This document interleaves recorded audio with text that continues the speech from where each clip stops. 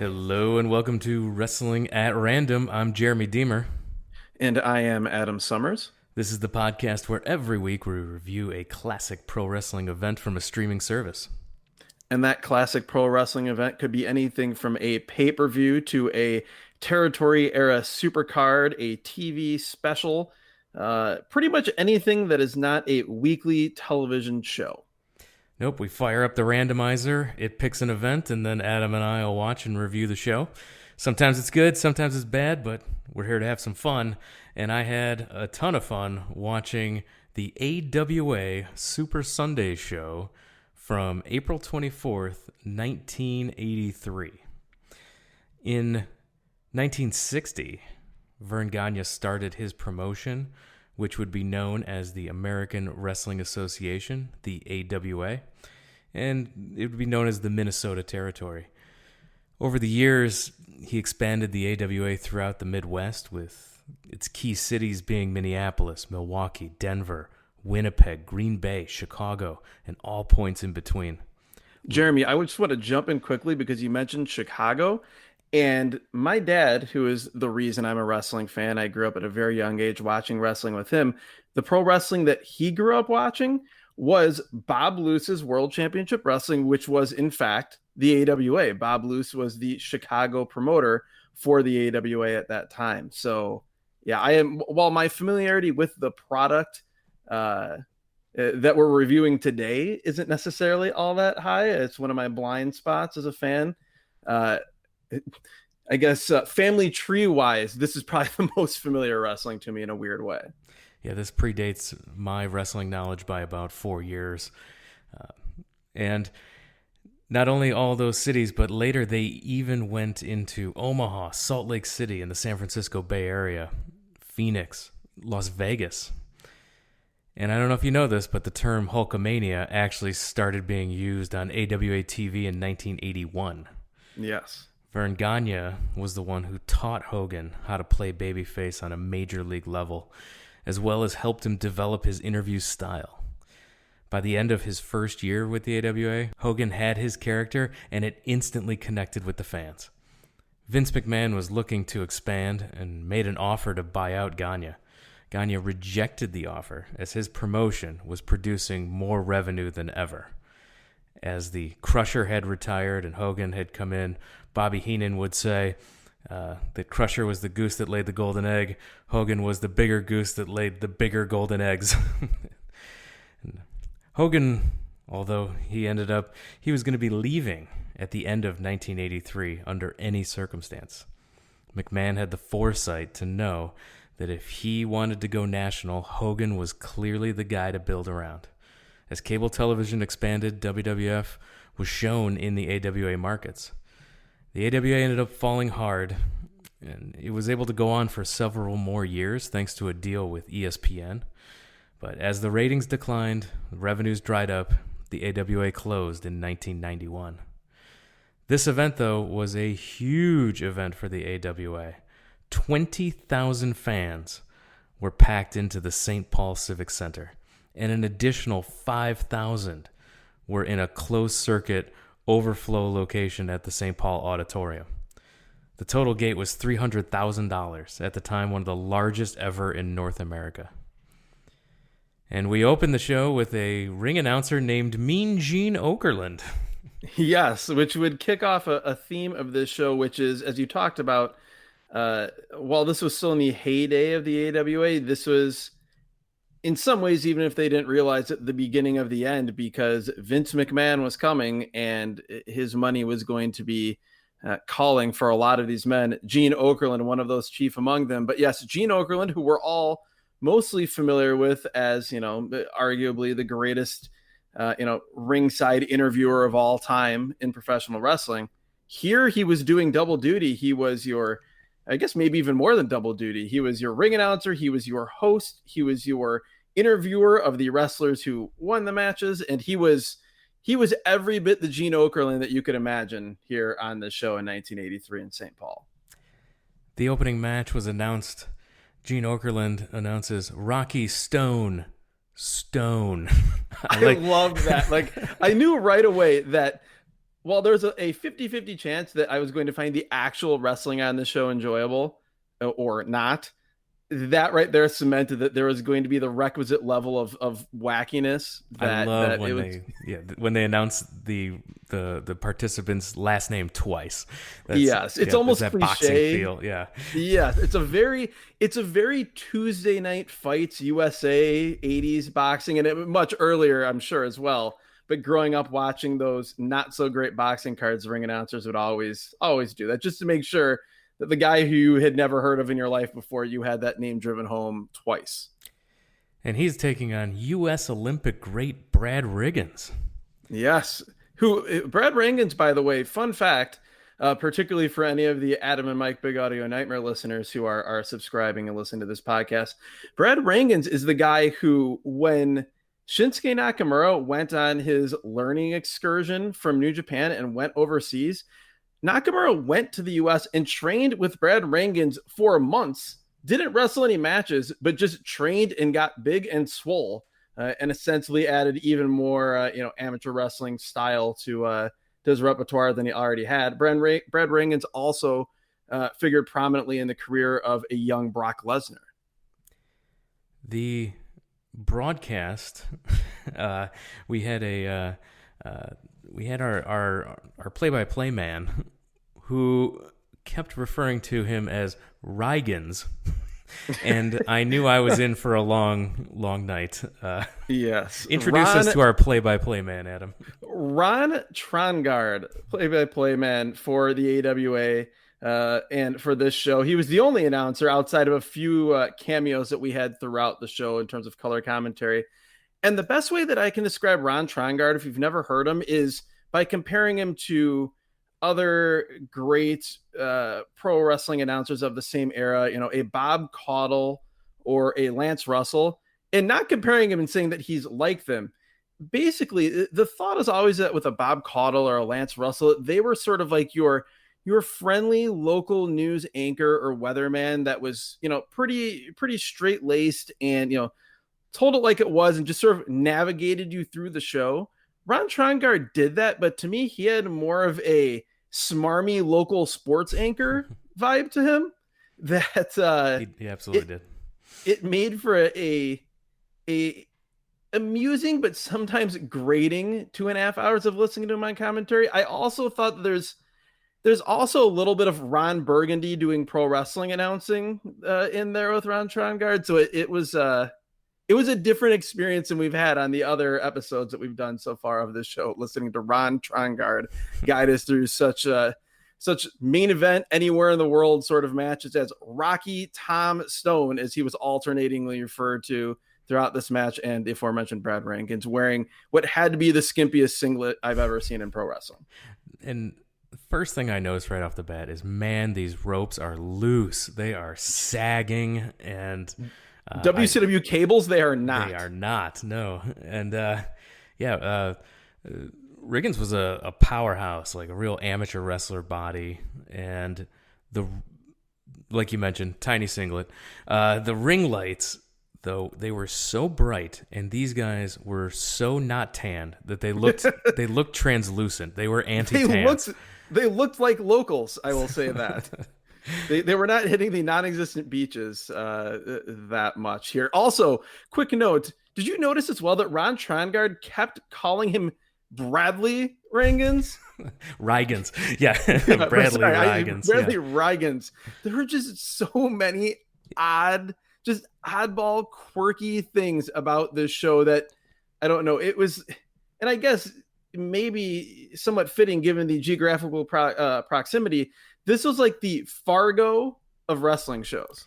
And we were noted that hometown boy was Riggins here. He's Appleton, Minnesota. That's right. And hometown Riggins, he fired up for a comeback, backdrops, a head cracker. That name, by the way, for a name got used ubiquitously throughout this show. Yeah, in this case, many potential maneuvers that were named a head cracker. In a lot of ways, it was the Ron Trongard version of 90s Tony Schiavone calling every move off the top a flying body attack. Yes, or a Vince McMahon what a maneuver. And exactly. And you had so basically in this incarnation of the head cracker, guys head between the knees, jumped up and down. Rygans hits him with a gut wrench suplex that Ron Trongard calls a suplex, and he gets the 3 count. It was a nothing match, 9 minutes 34 seconds. I love that they also announced the times of the match. That's fantastic. That needs to come back more often in pro wrestling. Yes, exactly. So they announced a 9 minute 34 second nothing match. Gene Okerlund interviews Brad after the match. This is amazing. So just to set the scene, also earlier in the match, Ron Trongard is talking about Bradley being the hometown hero, and yet there are multiple times where Bradley does things like a long sequence of a arm bar, and the crowd is booing him as Ron Trongard is saying that he is a local fan favorite. So that just sets the scene for what's about to happen here in this interview. Yeah. Oh, no. People were booing. And then Gene just says it was because other combatants were coming out. And then... Well, but also he literally says, Bradley says, it's just great to be out here in front of the greatest fans in the world. And they respond by booing this man vociferously. And he looks sad. And then Gene just ends the interview early with what you said. The best way I can describe this is if you're a fan of the UFC and there's like 4% of guys in MMA that actually understand how to build fights and the rest of them just cut the worst promos post-fight that you've ever heard, this was the prototype for every terrible, no charisma UFC promo you've heard in your life. And the camera panned out, and I didn't see anybody coming out. Those boos were for Brad. No, they were. And then Gene tried to quickly shift the scene to telling the fans in attendance. That's the other thing as well, by the way, that's odd, in that Gene... He shifts throughout the night between being the in-arena MC, really telling people, go buy the program called Major League Wrestling, and then doing interviews for the broadcast as much as for the fans. So that was odd as well. They tell us, Ron Trongard tells us, as the next wrestlers just walk to the ring, more rough and tumble action continues. That it did, as we were introduced to Steve Regal. Not the Regal you're thinking of as you listen to this. It is not that Steve Regal. We've had a few moments on this podcast now, Jeremy, where we have thought when a name is said that we are going to be seeing a great, all-time great professional wrestler. If you recall on the World Class show, that's right. When we were told that Richard Blood, which is the shoot name and the name that Ricky Steamboat wrestled under at the beginning of his career, we were told that Richard Blood was going to be on that show. And it was not Ricky the Dragon Steamboat. Very similar here. This was the very flamboyant Steve Regal. Not that Steve Regal. And he's taking on Buck Zumhoff, rock and roll Buck Zumhoff, with his boombox and Elvis jumpsuit. Yes, his Fat Elvis era jumpsuit. And he looks... I was trying to think as I was watching this, really this consumed my thoughts during this nothing match. How best to describe the look of rock and roll Buck Zumhoff, who he looks much more like he's out of the mid 70s. He also looks very much not like a man who would be named rock and roll Buck Zumhoff. Like he looks more like a guy who would be named substitute gym teacher from the class of 1977 Buck Zumhoff. It is just an odd fit between look and wrestler. There was a weird moment in this match where... the whole match? Yeah. Where Regal goes to ram Zumhoff's head into the top turnbuckle, and Zumhoff's fighting it off, and he just starts to turn to face him, and he's puffing his cheeks off, and he slowly reaches behind Regal's head, like slowly, and grabs him slowly, and then rams him into the top turnbuckle. This was quite the reversal. And that it was. And as I'm thinking that, Ron Trongard says, every move has a counter. And he said it pretty much exactly like that. Buck Zumhoff not a good pro wrestler. And not a good There person. were He is a garbage no, person. If you want to know yes, what Buck Zumhofe is in jail, and if you, we're not going to talk about it here, but if you want to go Google around for Buck Zumhofe, you can see why he's a garbage person. But yeah, yes, and you don't mean someone who literally picks up the trash. no, You he's mean just a terrible a human trash being. human. Yes, terrible human being. Yeah, yeah, exactly. So if you decide to watch this show after hearing this podcast, do not feel bad about how much we are talking down about Buck Zumhofe as a wrestler, or how much you may talk badly about him as a wrestler, because the rest of the Buck Zumhofe package is equally deserving of this. I did think that while I was disappointed by the fact that this was the other Steve Regal, he actually, for what he was on the show, he wasn't terrible. He was basically, and we've used this description, I've used this description a few times for some of these seemingly random guys that have popped up on these territory shows that we've reviewed. He is basically your classic dime a dozen low to mid card territory heel, and definitely further more to the low than mid card. He was perfectly fine though. There was some interesting stuff that he did. It was also notable that this match was part of the build to coming up on May 22nd at the Metropolitan Civic Center. Rock and Roll Buck Zumhofe getting a title shot against Mike Graham for the light heavyweight championship. They went over that several times. That was supposed to be something that would get you to go to the arena, and they also tried to make us believe that Steve Regal may be able to steal that title shot with his Buddy Landau looking self if he was able to defeat Rock and Roll here. He didn't. He was he was body slammed by Buck, who leaps off the second turnbuckle on the inside, does a splash onto Regal for the pin. 11 minutes and 5 seconds of this nothing match. It felt every single second of that and then some. This was one of the longest matches in terms of like, it was not great. Not clock time, but space time continuum time that we've had to deal with on the show. The post match interview though was something else, as Buck grabs his boombox and then he says to Gene, "This makes me number one for Mike Graham for the junior heavyweight title, and the title is coming back home to the Rock and Rollers." We then hear from Gene as ring announcer, introducing us to the man with a pile driver, Jerry the King Lawler, versus the Golden Greek, John Tolos. So. This was something else. That phrase, I believe, was created to describe this match. The Golden Greek, John Tolos, is, if you recall, he had a cup of coffee as Mr. Perfect's manager in the WWF. The coach? Coach. Yeah. Yes, exactly. He was, I mean, that had to be early 90s, maybe 91, 90, something like that.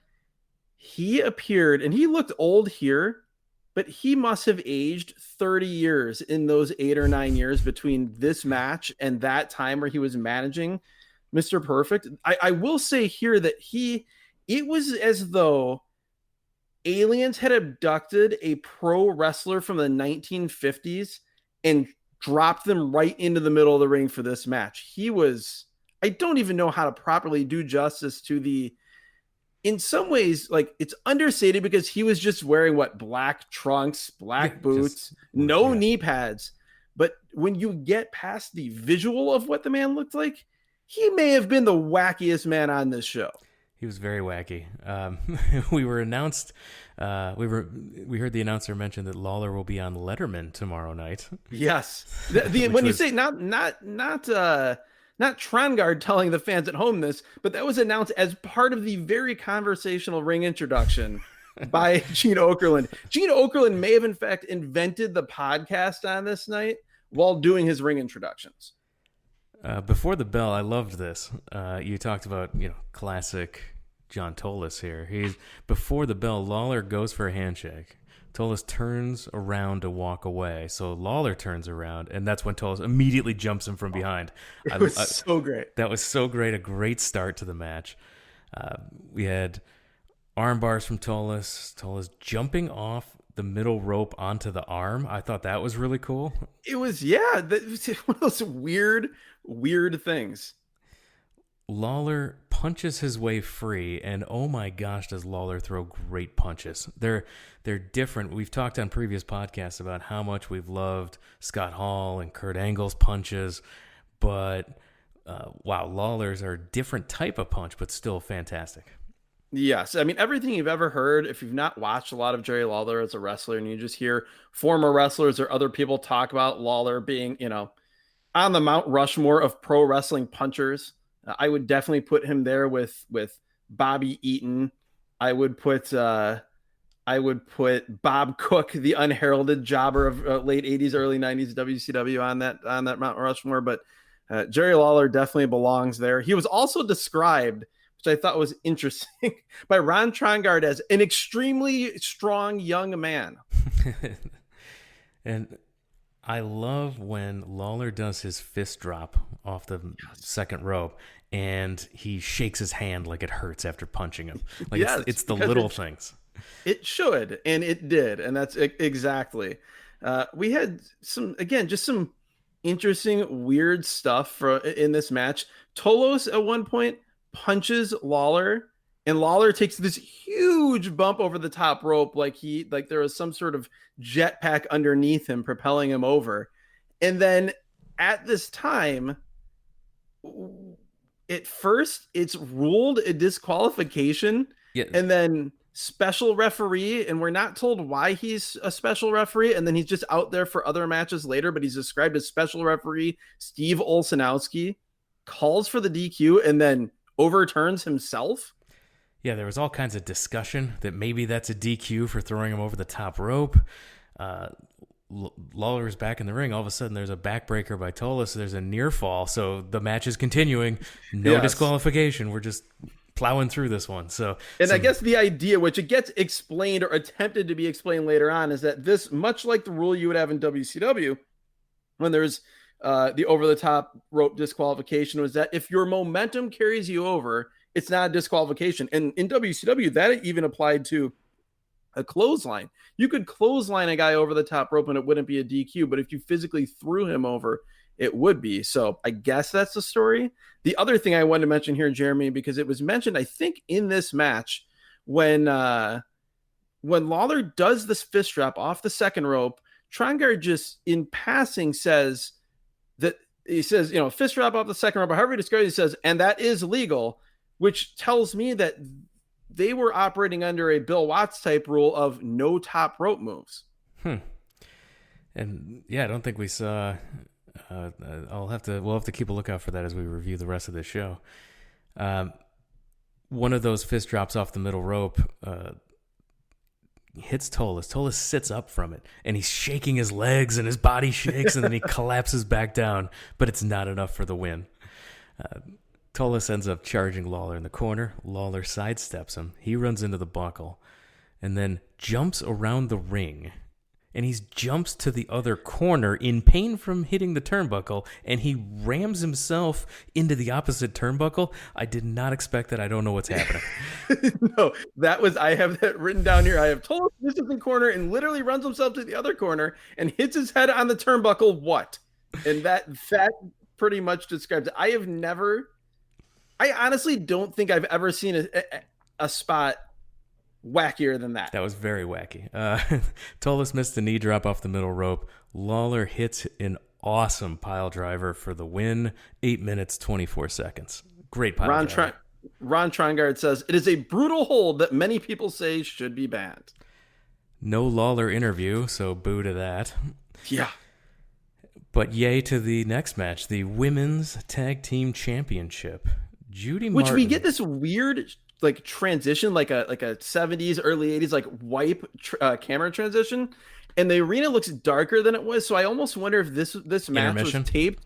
If this match was taped before the show, if this was a dark match and then it was shown during intermission on the broadcast, it has to be, I would imagine. Yeah, this match was the Women's Tag Team Championship. Judy Martin and Velvet McIntyre against Joyce Grable and Wendy Richter, the Texas Cowgirls, who are the Women's Tag Team Champions. And holy cow, I love this match. Ron Trongard describes this as after they do the ring introductions, he says, quote, "It is one fall. It is 45 minutes. It is exciting." Unquote. we were And this was the moment where he was Ron Burgundy. we were alerted to the fact that Wendy Richter was an original Dallas Cowboys cheerleader. Yes. So Judy Martin on one side, Joyce Grable on the other team were the stars of this match for me. The stars of this show. This match was awesome. There were so many interesting, unique, unexpected things in this match. And I have to get it out because I've been thinking it since I watched the show. Judy Martin is Fit Finlay. She's so good. She is so good at everything. She was incredible, like just believable, just beating the hell out of people without actually beating out the hell out of people, making you think she's beating the hell out of people. She was the star of this show. And Joyce Grable was perfect to feed into all of that. Yes. She was great too. These two were awesome. We had the first big crowd reaction of the match. It was crowd is pretty quiet until Grable hit 3 flips of Velvet McIntyre using a hair mare. Yes, Flipped a her staple. over. You could not do a women's match in North America in the 80s without the hair mare. That's when the match begins. I think they actually start the time limit clock at that point. And that was the first big crowd reaction of the match. We had Martin with Richter in the ring, throws her into the ropes, hits her with a brutal back elbow, and the crowd was very impressed with that. There was some oohs and ahs with that one. She followed it up with a leaping clothesline. And by the way, I'm going to make a really lame joke here. Yeah. Shocking. So can we call that, we know that there are really hard back elbows that are finishers in pro wrestling in 2020 as we record this. Can we call that the Judy effect? The Judy effect. I wrote it down and I erased it, so I'm glad you said it. I have no shame. There's no eraser in my notes, and there's no mute button on my microphone. I'm sorry. Good. Great minds think alike. We had so Judy ends up so Judy nails Grable off the apron, continues beating on Richter. A shoulder block by Richter into Martin's midsection results in a double team on Judy Martin.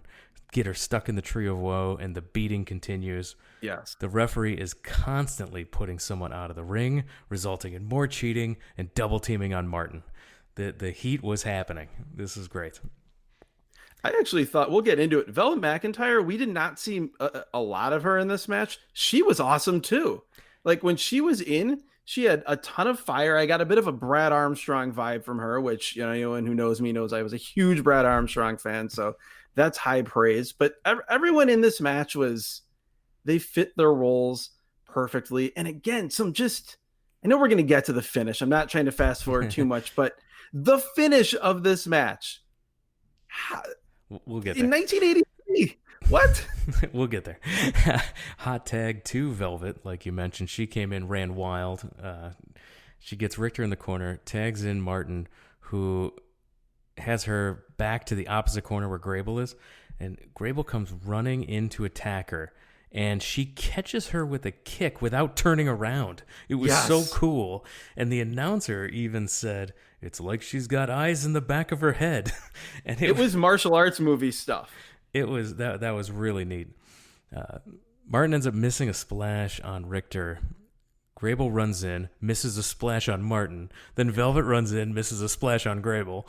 Richter then misses a splash on Velvet, and the crowd is going nuts with everybody missing splashes. This was one of a couple sequences in this match that were oddly like lucha influenced. Like that's something you would see in lucha. There was also after this very rugged match, there is and I'm sure you'll describe it.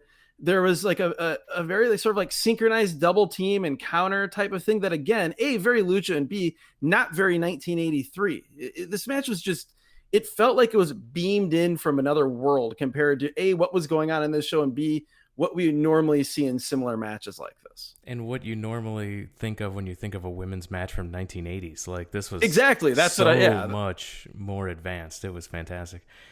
Richter had Velvet in like an over-the-shoulder backbreaker The that Canadian backbreaker. Ron Trongard described as an inverted body vice. Yes, another great. I will give Ron Trongard that, in that is a much better description of this move. I like this. I think I am going to, if I ever do pro wrestling play-by-play again after doing it twice in 2005, if I ever do it again, I will use that. It's an inverted body vice. Double team. Richter throws Velvet onto Grable's extended knee, going for a backbreaker. But it was more like ribs first onto the like knee. A stomach buster. Yeah. This was something that you would expect to see, like if you're thinking modern times, like Kyle O'Reilly and Bobby Fish do, or like exactly. Roderick Strong, not here in 1983. No, in the women's tag team title match. Richter backdrops Velvet into Grable, who catches Velvet, puts her up, and power bombs her for the pin. This was absolutely fantastic. Judy tries to break up the pin, but didn't. Attacked Grable instead, and it looked like she was trying to keep the ref from counting the pin. It was weird, but a good finish. Still the tag team champions. This finish, just to go into more detail on this, because I would marry this finish if I could. So think back to the show we did, WCW World War III in 1997. 1997, Ming and the Barbarian did this exact same spot. Yep. And we lost our minds because at the time we were thinking this might be the first time that spot had ever been done. Then fast forward to a few weeks later, we're recording this show. And of all matches, this match, that spot happens. It's amazing. And then so Grable hits the powerbomb. Like you said, Richter backdrops Velvet McIntyre into the waiting arms of Joyce Grable, who hits a huge powerbomb. Before Grable goes for the pin, she does this jig. Like, she is so proud of herself. And I am just like, yes, you do that as long as you want, because I am proud of you and you should be proud of yourself. And then she hits a little elbow drop before she gets the pin. And like you said, Martin tries to make the save, but can't. This match is just awesome. It's rugged as hell, not super smooth, but it's one of those matches that the lack of smoothness in parts makes it better. It was fantastic. This was 15 minutes and 28 seconds, and it felt like no time at all compared to the marathon that was Buck Zumhoff. So yeah, absolutely. If you don't watch any other match on the show, go out of your way to watch this. Put your mind into 1983. Watch that match and just be completely blown away by what you just saw. Yeah. Absolutely nuts. So, we also had a post-match interview. Oh, we did. Yes, you're right. Gene interviews the Texas Cowgirls. And it's amazing. My favorite is when, I think it was Wendy Richter, said, Gene asked her about the match, and she says, "Oh, you know they're good wrestlers." And it was just like, my power could have gone out, my internet could have gone out, and I would have felt fine because I saw the best thing I could ever see between that match and then that very short but lovely promo. Yeah, they said also in that promo, they're the best because they have the belts and they're unbeatable. Who can argue with it? I couldn't. I'm like, you're right. And then as they're going on, Gene literally says, "Enough is enough," and that ends the interview. Just glorious. So I'm like gonna ride this high of a great match right into the next match because I'm a big Wahoo McDaniel fan. We saw him in a previous episode, and I really enjoyed watching Wahoo chop the heck out of a bunch of guys. So I was very excited that we were going to get more Wahoo McDaniel on this show, and he's taking on Dizzy Ed Boulder, who would go on to become Brutus the Barber Beefcake in later years. Yes, and again, a blind spot. I've been a wrestling fan. I'm 39 years old. I've been a wrestling fan since I was 3 years old. The whole concept of Dizzy Ed Boulder, I did not know ever existed. I'm watching this match, and I hear the name Boulder, and I'm thinking, okay, there's got to be some Hogan relation because I think of later Horace Boulder, Horace Hogan, but I'm not putting this together, and I'm like, this dude is like, he's got a look, he's super jacked. I'm like, how do I not know about this man? Like, not that he's good in the ring because he's completely pedestrian at best, but And then I look up Dizzy Ed Boulder and I see that he goes on to be Brutus the Barber Beefcake. And prior to him being Dizzy Ed Boulder here, he and Hulk Hogan teamed together as the Boulder Brothers, Ed and Terry Boulder. Once you know it's Brutus Beefcake, then you see it immediately. Yeah, there's no going back. Absolutely. We start with a handshake. Lawler joins on commentary. So you mentioned it earlier. We have some other people in the booth. Jerry Lawler comes in on commentary. And how about that, by the way? 2 weeks in a row of Jerry Lawler on commentary doing this podcast.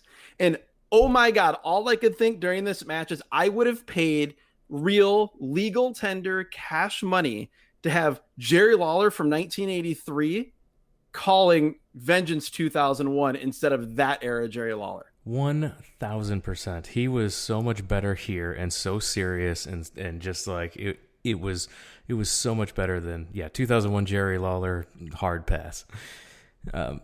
We're a few minutes into this match and I still haven't seen a single Wahoo chop yet, and I am not thrilled.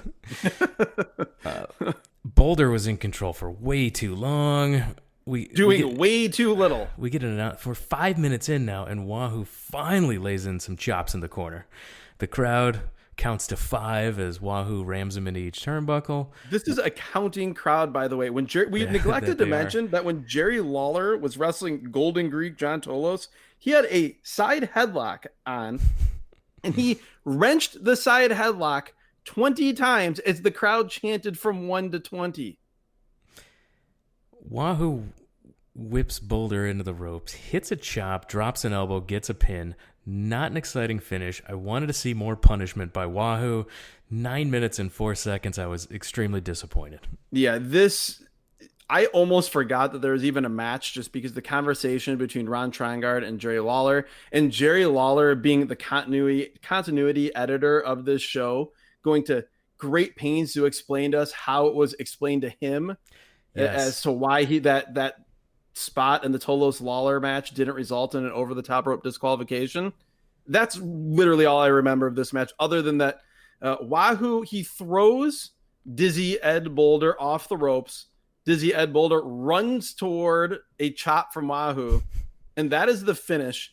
At which point, Ron Trongard calls it a tomahawk judo chop elbow smash. That's right.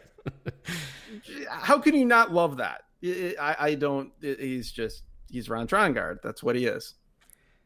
6-man tag team action.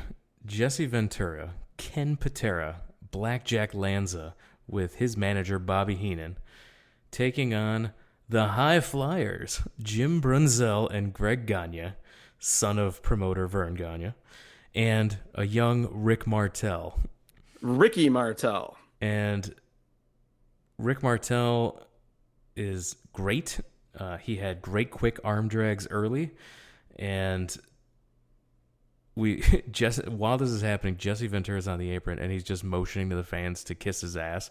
Yes. Jesse Ventura was, no one would ever mistake him for being a great wrestler or even a good wrestler. His lot in life, him becoming a commentator was exactly what should have happened.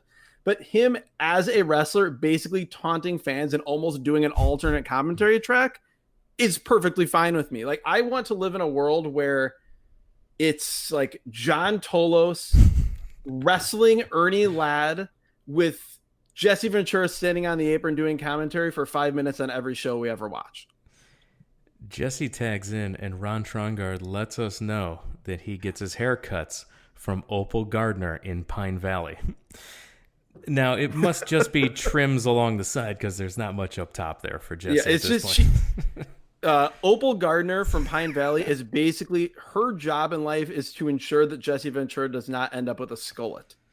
That is it. That is what she's here to do. Other note is that we have Ron Trongard at the beginning of this match saying, quote, Ricky Martel, oh, what an athlete. This was also right around the same time period. I would say no more than a year prior to Rick Martel would go on to become the AWA champion and then wrestle Ric Flair in All Japan Pro Wrestling in a 1 hour time limit draw. Again, just a weird confluence of events. I actually just watched that match like a week or two ago, and so it was very interesting to see Rick Martel here just prior to him becoming, one of the main draws, one of the main guys in the AWA.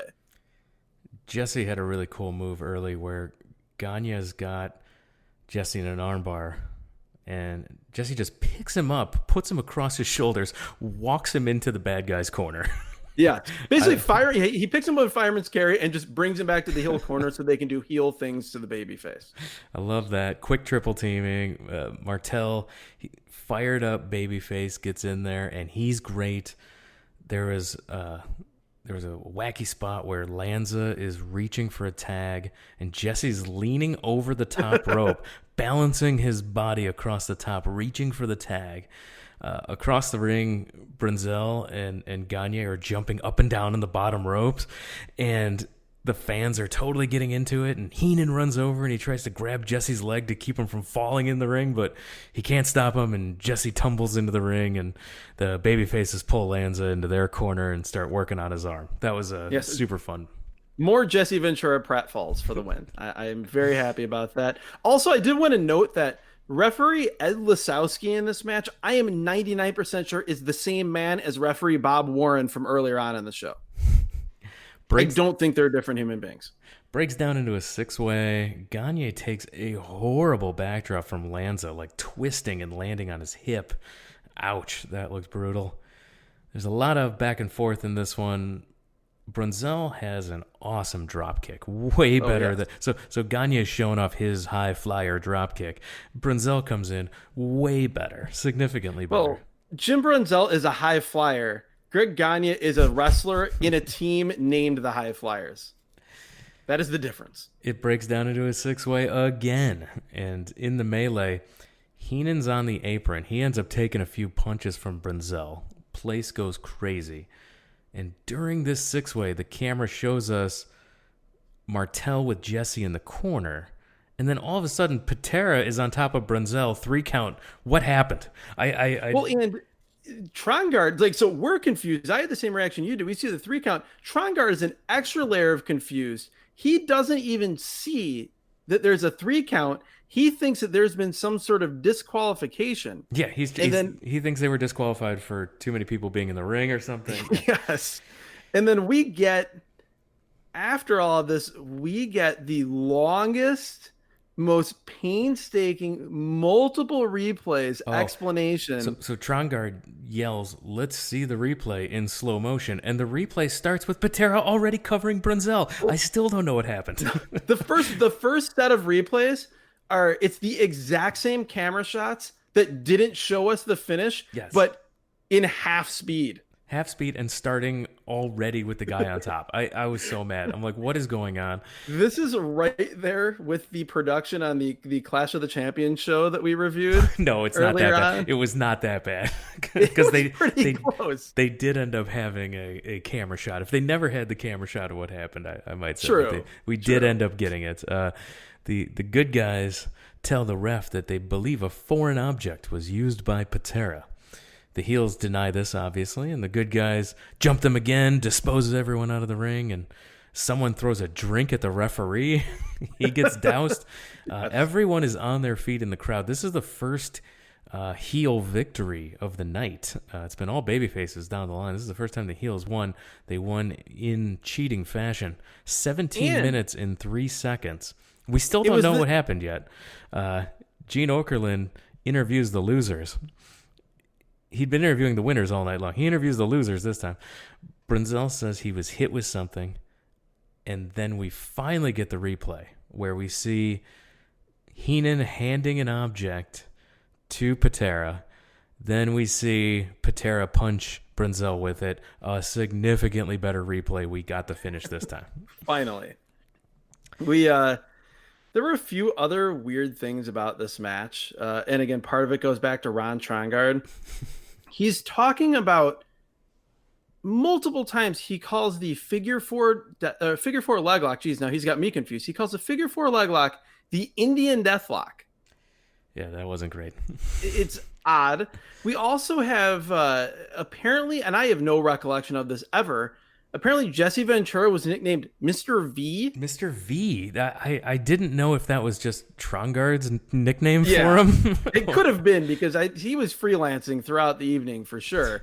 But Mr. V, and then there's also this long diatribe about Blackjack Lanza being like the meanest man in all the land. Ugh. And that sort of goes on and on and on. But more than anything, Greg Gagne, when you look at the history of AWA, as you said, Vern Gagne, the promoter, the biggest star of the company for decades. This show is Vern Gagne's comeback from his retirement. Greg Gagne, many sons of pro wrestling promoters, they look to install their sons into big time spots, star spots. Greg Gagne he was not terrible. Like, he's not Eric Watts bad, but he is just the definition of a guy. His look is approximately middle manager, and it just, he's another one of those guys in that long line of sons of pro wrestlers that, definitely not the Von Erichs that, went on to at least equal, if not surpass the drawing power of their father for the time that they were around, at least. Greg Gagne was not that guy. Definitely not, no. What we did have was quite the drawing power here in these last two matches. This is what brought everyone to the building, these last two matches. First, we have the AWA Heavyweight Championship. Nick Bockwinkel is your champion with his manager, Bobby the Brain Heenan. Long-time manager, Bobby Heenan. Even back to in the mid to late 60s when my dad was watching, again, Bob Luce's World Championship Wrestling. Bobby Heenan was there and Nick Bockwinkel was there. And he's taking on the challenger, the incredible Hulk Hogan. Now, we did not... Hogan comes out to Eye of the Tiger, but we get some generic 80s music overdub on this broadcast. But Eye of the Tiger would have hit in the stadium, and the people were dancing, and everyone's on their feet going crazy. People were mad. They were not mad in terms of angry. They were just out of their minds. They were in a state of delirium. And it's even more jarring because as big of a crowd as this was, like you said, 20,000 people in the arena, another 4,000 or 5,000 people watching on closed circuit. This crowd was not that hot for this show. Hogan comes out, and you have never seen people more excited to see another human being in the same room that they are as these people were to see Hulk Hogan, who was wearing a shirt. What did it say? Was it "We want the belt"? It's a black shirt with that white 80s font, iron-on letters on the front that said "We want the belt," and on the back it said "Now or never." This will sort of foreshadow what's going to come with this match. This was, and it was described to us that by Ron Trongard that Hulk Hogan had come close many times to winning the AWA World Title. He had come close many times to defeating Nick Bockwinkel, but something would always go wrong. His temper would get the best of him.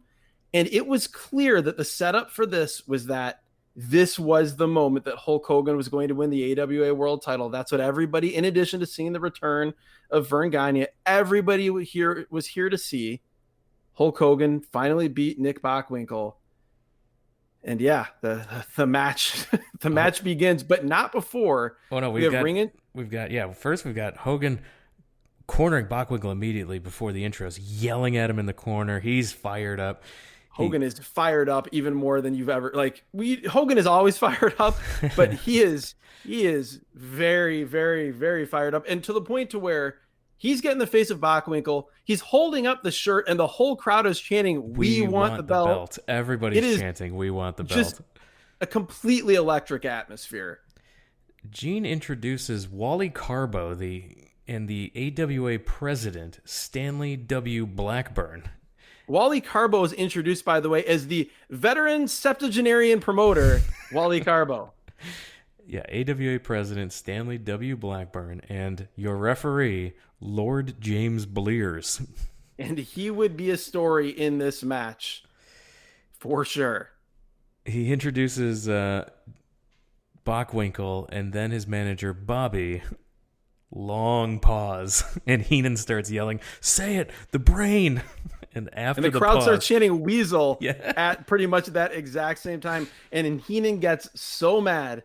And it is everything you've ever loved about Bobby Heenan, everything you've ever loved about Gene Okerlund, and it's Those so two great to together, see, yes, I love even it. pre WWF, that the rapport, if you want to call it that, between Gene and Bobby is in full swing here. Yeah, after that long pause, he just says, Bobby Heenan, Bobby Heenan, the brain.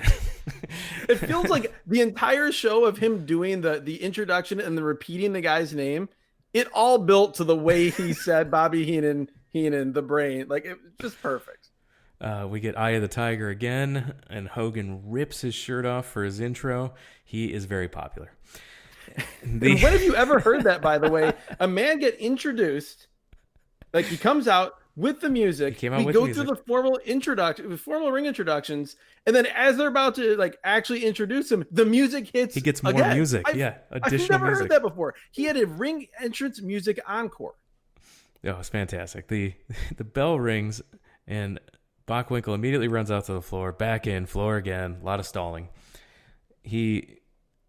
Bockwinkel demanded such a fee to wrestle in this match that the promoter had to raise ticket prices for this event. So the ticket price for this event were so expensive, it's Bockwinkel's fault because he demanded such a high price. I love that.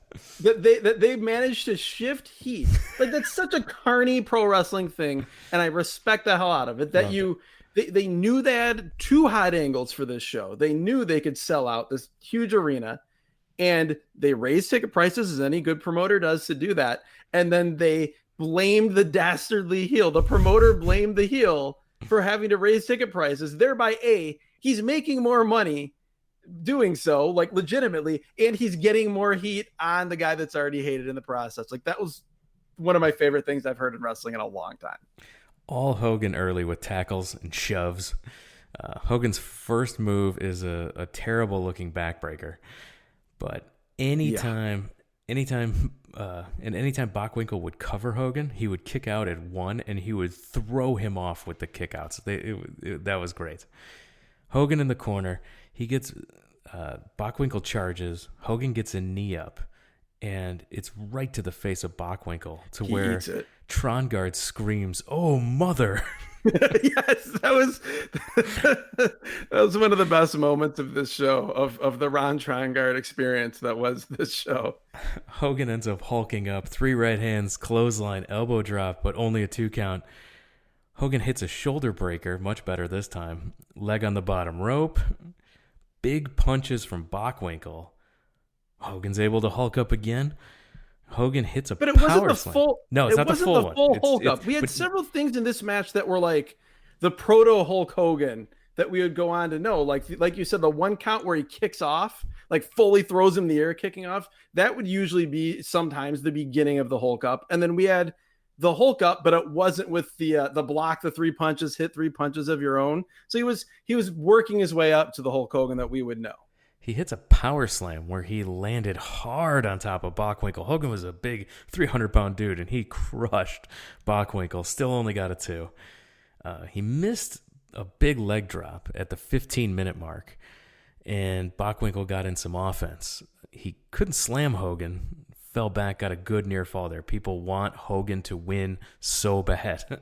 And they can feel the momentum. That's one thing, like this, no one ever mistake this for being Steamboat versus Flair. But they did a great job of building you up to what you thought you were going to see. Hogan hits a running elbow, drops a big elbow, goes for the cover. Blears counts 1, 2, and holds up. Doesn't count 3, and then Bockwinkel kicks out. Hogan is beside himself. The people are beside themselves. This was absolutely nuts. I don't know what happened here. Yeah, this was extremely, extremely strange. Blears just pulls up. What happened was that Bockwinkel forgot to kick out. Clearly, this was right. This is not a finish, but no. In the midst of just the heat of the moment of the match, Bockwinkel clearly lost his place and thought this was the point to where he was going to get pinned, and we were going to have what we were going to have in a few minutes. It didn't happen here, and yeah, it was weird. And then there will be more about this later on in the show, by the way. Hogan misses a charge in the corner. Bockwinkel puts the sleeper on. Hogan's fading, but like is a piggyback style. He he's literally jumps piggyback on his style. back. Yes. There's so many great things about Nick Bockwinkel in this match. I just have to say, like the knees to the standing knees to the stomach when he would lure Hogan in and get the advantage, the MMA style knees on the ground. Like if you haven't seen, I think for a lot of people, Nick Bockwinkel is one of those guys they've heard of, maybe could pick him out by face, but have never seen a match of him. And this is relatively late in the like Nick Bockwinkel is like a top guy era, but he is a super, super interesting guy to watch wrestle. Bockwinkel, like you mentioned, he's piggyback style with the sleeper hold on. Hogan's fading. Hogan's able to flip Bockwinkel over, and he lands on referee Blears. Both are down. Bockwinkel puts a sleeper on again, and Hogan runs backward to slam Bockwinkel into the corner, but Blears gets squashed again. Boos raining from the crowd. They were very angry about this because they knew shenanigans were afoot here. They knew this was not good that the referee was down. And again, Bockwinkel with the sleeper. This time, Hogan counters by dumping him over the top rope at the 30-minute mark. So we get that announcement now. And dumping him over the top rope again, going back to what we saw It was teased as a disqualification earlier in the Lawler match. Yes, and then we got the clarification that was not a disqualification because the momentum carried him over and he wasn't physically thrown over. Yeah, Hogan dumps him over his shoulder out to the floor, over the top rope. Hogan suplexes Bockwinkel back into the ring, drops the big leg, gets the 3 count. Hogan wins the championship. He has the belt. The place is going insane. Generic overdub music hits. You know it's Eye of the Tiger, and everybody's singing along, and the celebration has begun. And this is a celebration. Like this is a clearly people are overjoyed. These are the moments that as a pro wrestling fan, if you're emotionally invested, this is the payoff. This is what you go for. This is why you care about the wrestler. He's finally, vanquished his foe. He's vanquished his own demons being able to get to this point. He has the belt. This celebration was so elaborate that I was questioning my memory, and I'm like, Hogan was the AWA champion? Why do I not remember this happening at all? I was literally questioning my memory that Hogan was never the AWA champion. And but it turns out Gene Okerlund informs us that President Blackburn says that Hogan threw Bockwinkel over the top rope, so he's disqualified. So Bockwinkel is still champion. People start throwing garbage into the ring, 1997 NWO style, filling the ring with garbage, chanting I felt like bullshit. I was back at Disney World 1 week after. I was at a Nitro 1 week after Hogan turned on WCW and joined the NWO. Not the one the day after, but the next week. And this felt like that, like just people pelting the ring, and rightfully so. They were so convinced that they were finally getting their moment here. And yeah, it didn't happen. Hogan's appealing to the crowd, desperate, wondering what's going on. Wearing the belt around his neck at this point, going crazy. Meanwhile, Heenan, like you said, but as the right before the decision is getting overturned, Heenan is going nuts, screaming at the referee, screaming anybody will listen that it was an over-the-top rope and it should be a disqualification. Hogan ends up attacking Bockwinkel and Heenan, hitting them with the belt, throws them out of the ring. Hogan leaves with the belt, but not as champion.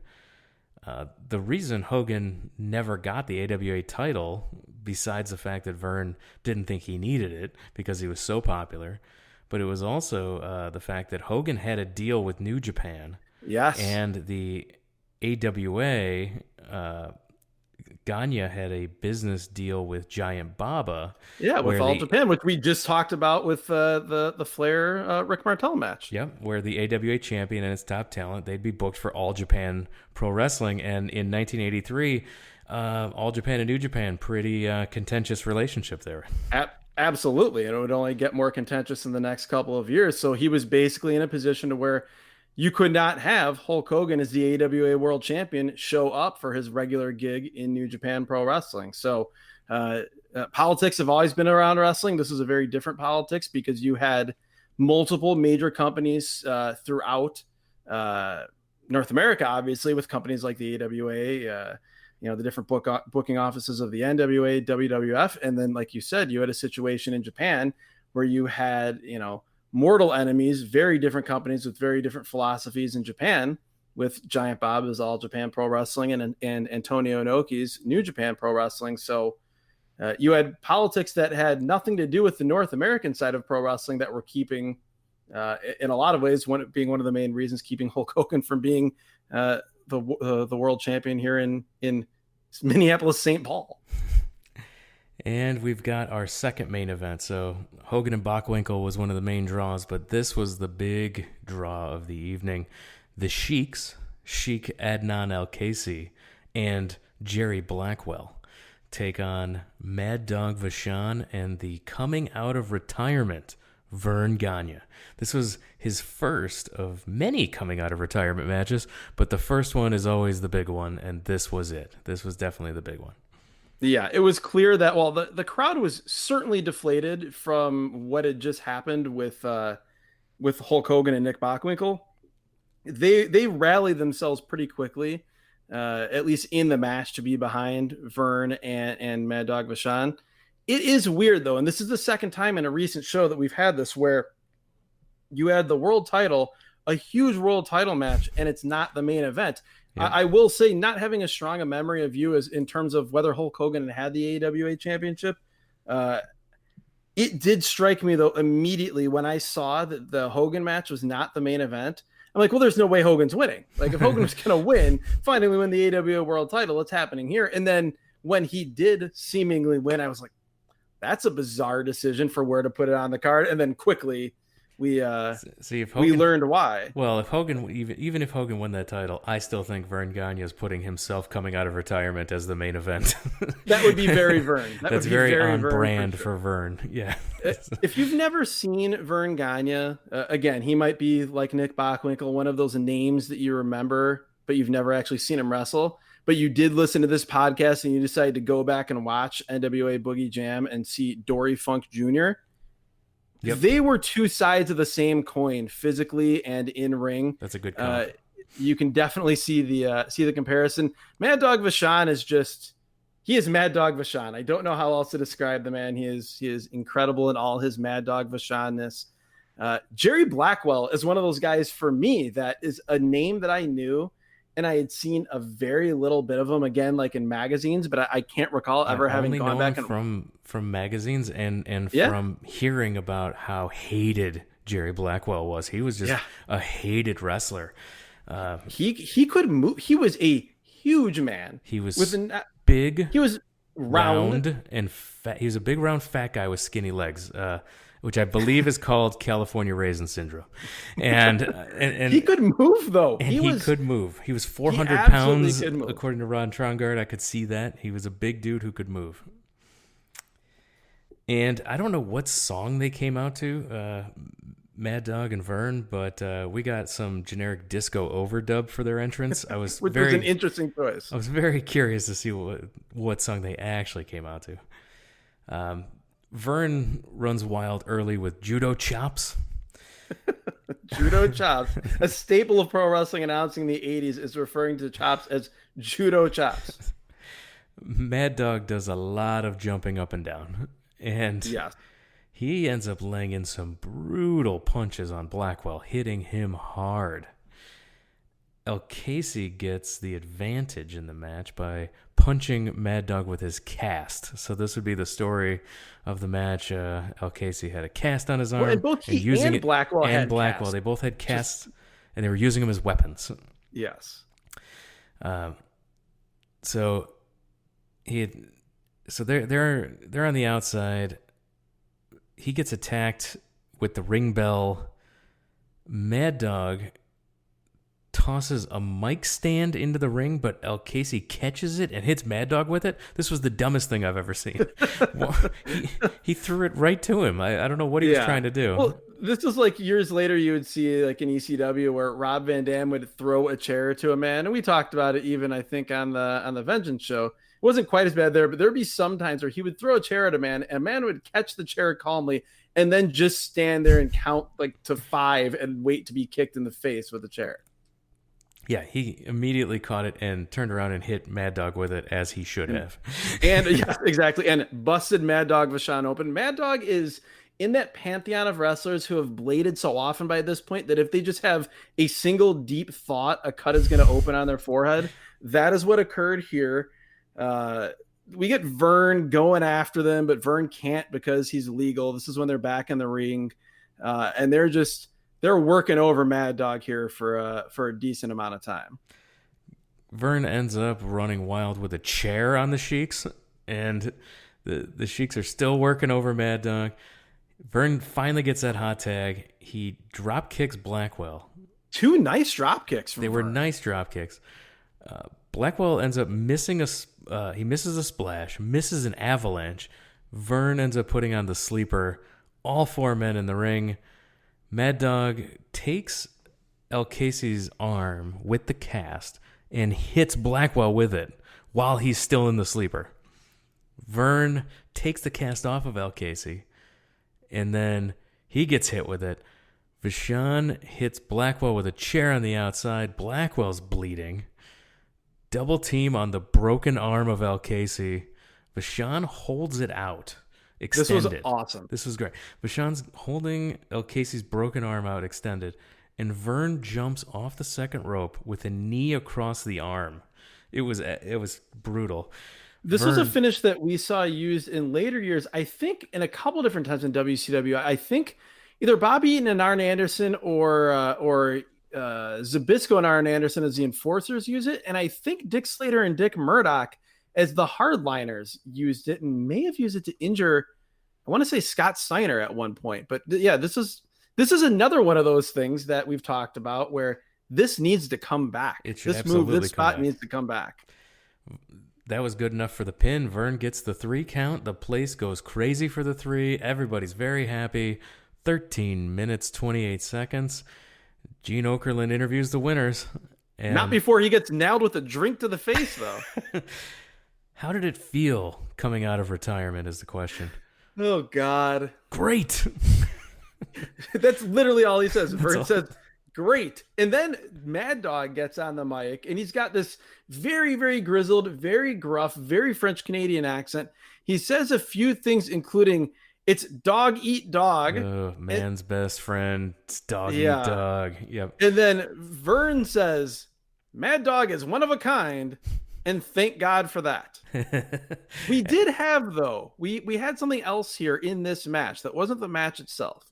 We had Lord James Blears joining on commentary. Right. Yes. And he goes through this, again, the painstaking explanations could have been a subtitle for this show because we had them throughout. He gets on the mic and he tells Ron Trongard here that Stanley Blackburn informed him after the match that there was, quote, a breach of the rules.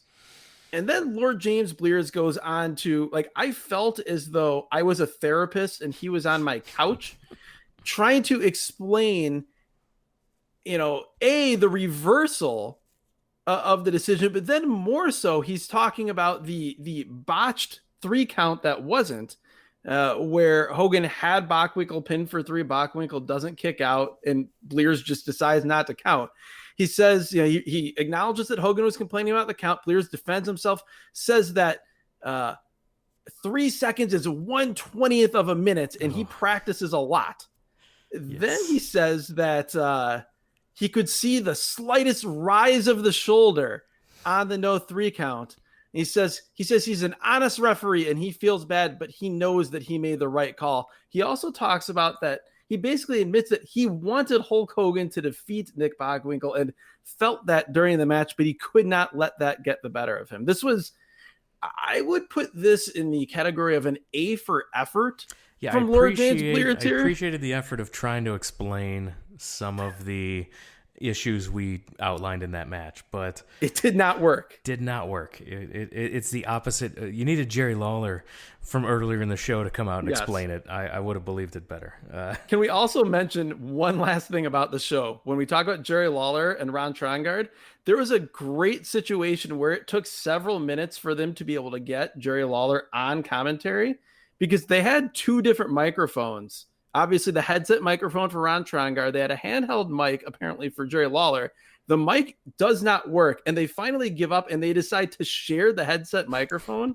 And so we get these great moments where, again, huge show, $300,000 gate, 20,000 people, but it's total cable access, as you can hear like the microphone bobbling around off of Trongard's head as like they're both trying to hold it, and like Jerry Lawler sounds like he's, you know, down at the bottom of a well at some points. Like it's just this was an interesting show. It had its moments, good and bad. Right after that Vern and Mad Dog interview, basically it's Gene Okerlund saying thank you and good night.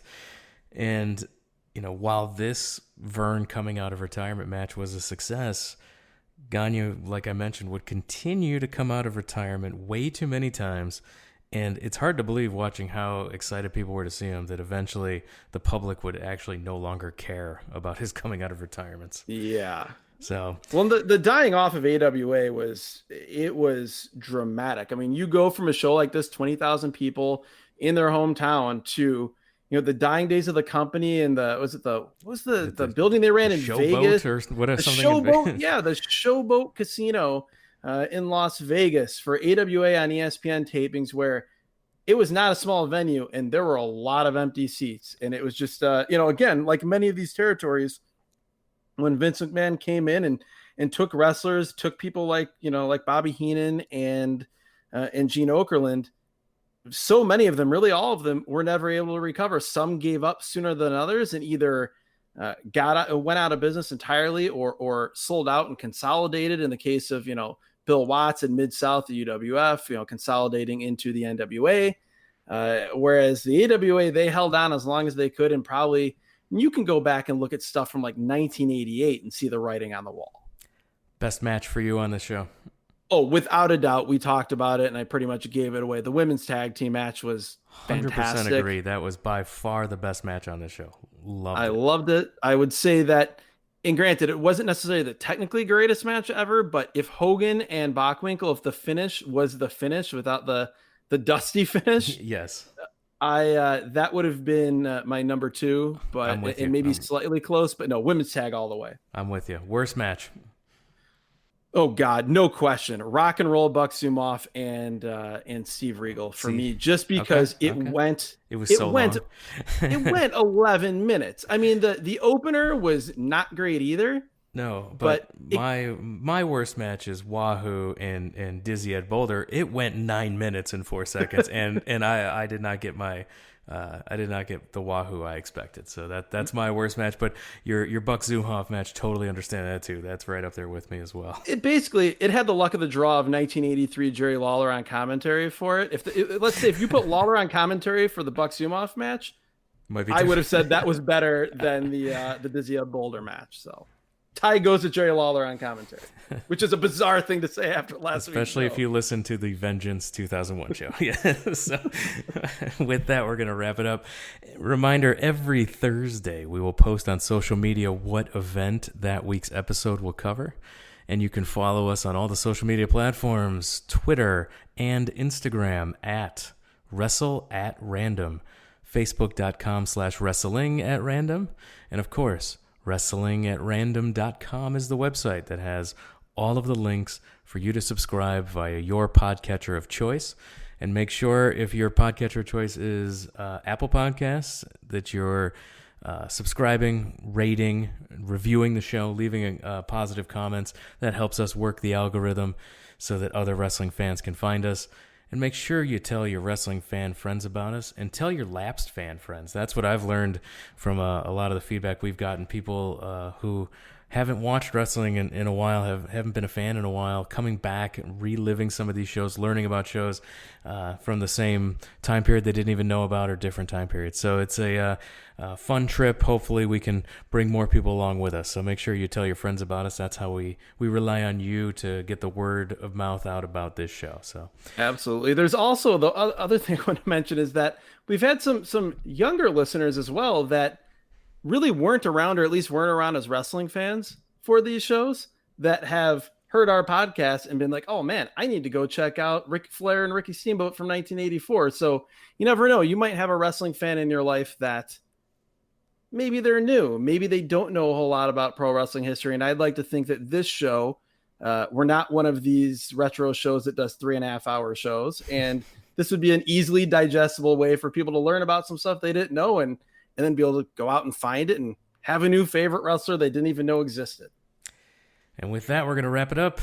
Adam, thanks for joining us. Definitely. Thank you, Jeremy. I don't know that I need to take another journey back to AWA anytime soon, but I'm glad that we got to do this one. I'm glad we did as well. I want to thank everyone for listening, and we'll talk to you again next time.